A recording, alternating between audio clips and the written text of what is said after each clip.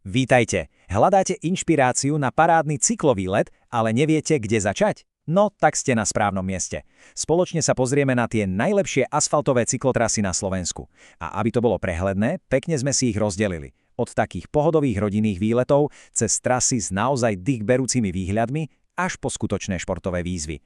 Takže verím, že si tu každý zaručene nájde to svoje. 13 000 kilometrov. Áno, to je približná dĺžka všetkých cyklotrás na Slovensku. Je to fakt obrovské číslo však. No a my sme si z tohto balíka vybrali tie najlepšie asfaltky, ktoré sú osobne overené a stoja za to. A viete, čo je na týchto asfaltových cyklotrasách úplne najlepšie? Presne toto. Je naozaj úplne jedno, či máte horský bicykel, nejaký cestný špeciál alebo hoci aj kolobežku. Tu na bicykli nezáleží. Dôležitá je len chuť nasadnúť a ísť objavovať krásy Slovenska. Tak, poďme na to. Začneme pekne zľahka prvou kategóriou. Sú to trasy, ktoré sú ako stvorené na pohodové výlety. Sú úplne ideálne pre rodiny s deťmi alebo pre každého, kto si chce len tak užiť prírodu bez nejakej veľkej námahy. A prvá na zozname je Gaderská dolina. No, ak by sme mali vybrať jednu jedinú dolinu, ktorá je proste nádherná a zároveň tak neskutočne ľahko dostupná pre všetkých, bola by to práve táto. Predstavte si, že celou dolinou sa vinie parádna 16-kilometrová asfaltka. Stúpanie?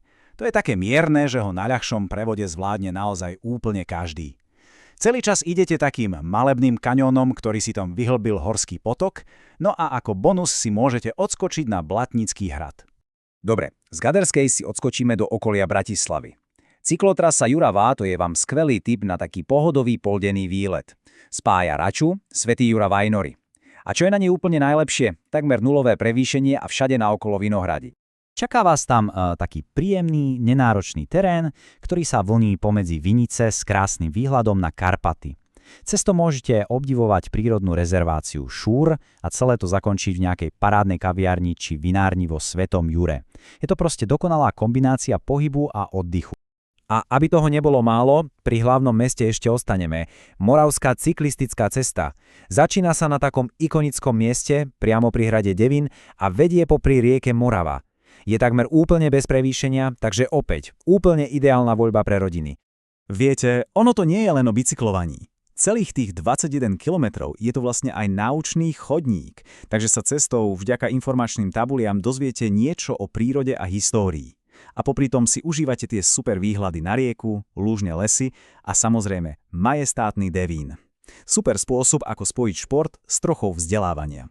A teraz máme jeden taký bonusový tip, presunieme sa na východné Slovensko. Táto cyklotrasa je zaujímavá nielen tým, že vedie nádhernou prírodou popri rieke Torisa, ale ukrýva jeden naozajstný architektonický skvost.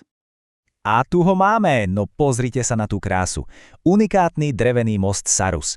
Nie je to len taký obyčajný most, jeho dizajn je inšpirovaný nedalekým Šarišským hradom, ktorý sa týči nad krajinou. Most má dokonca vyhľadovkovú plošinu a poviem vám, prejsť po ňom je naozaj jedinečný zážitok. Dobre, dosť bolo rovinky, poďme sa posunúť trošku do vyšších polôch. Nasledujúce trasy sú definované jednou vecou. Absolútne, ale že absolútne úchvatnými výhľadmi na naše veľhory. Ak chcete zažiť Tatry na dvoch kolesách, tak Belianska cyklotrasa to je proste povinná jazda. Spája Spišku Belú s Tatranskou kotlínou a ponúka scenérie, na ktoré sa len tak ľahko nezabúda.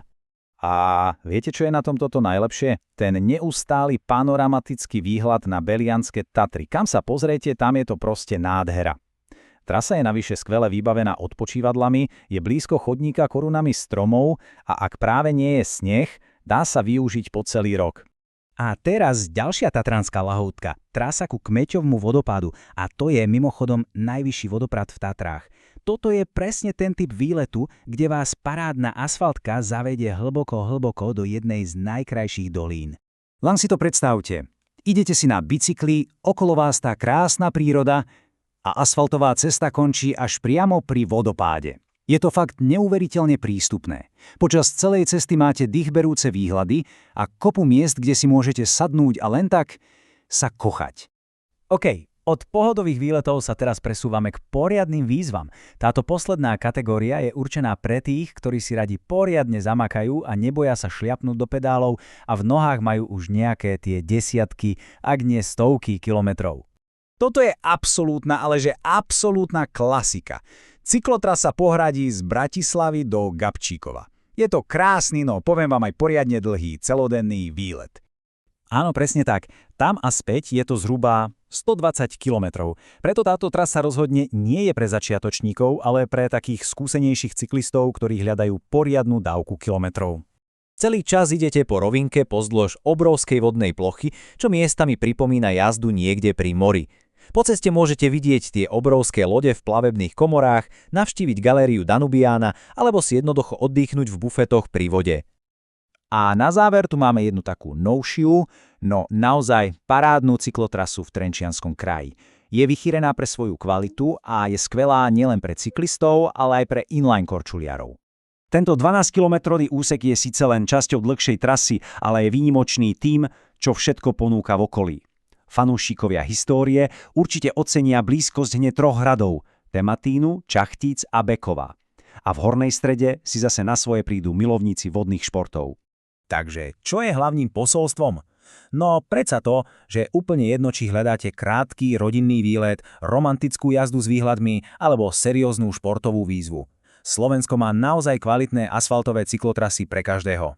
Takže od malebnej Gaderskej doliny až po tú 120-kilometrovú výzvu do Gabčíkova možností je fakt neúrekom. Zostáva už len jedna jediná otázka. Ktoré z týchto dobrodružstiev na dvoch kolesách si vyberiete ako prvé?